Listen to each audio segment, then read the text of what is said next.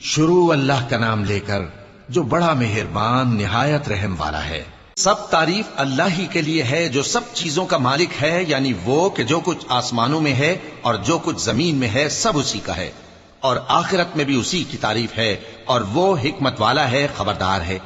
جو کچھ زمین میں داخل ہوتا ہے اور جو اس میں سے نکلتا ہے اور جو آسمان سے اترتا ہے اور جو اس پر چڑھتا ہے سب اس کو معلوم ہے، اور وہ مہربان ہے، بخشنے والا ہے۔ اور کافر کہتے ہیں کہ قیامت کی گھڑی ہم پر نہیں آئے گی۔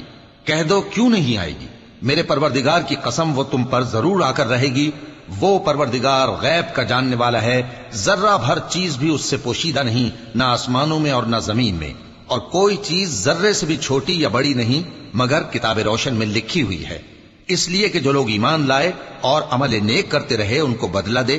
یہی ہیں جن کے لیے بخشش اور عزت کی روزی ہے، اور جنہوں نے ہماری آیتوں کے بارے میں ہمیں ہرانے کی کوشش کی ان کے لیے سخت درد دینے والے عذاب کی سزا ہے۔ اور جن لوگوں کو علم دیا گیا ہے وہ جانتے ہیں کہ جو قرآن تمہارے پروردگار کی طرف سے تم پر نازل ہوا ہے وہ یقیناً حق ہے، اور اس اللہ کا رستہ بتاتا ہے جو غالب ہے، قابل تعریف ہے۔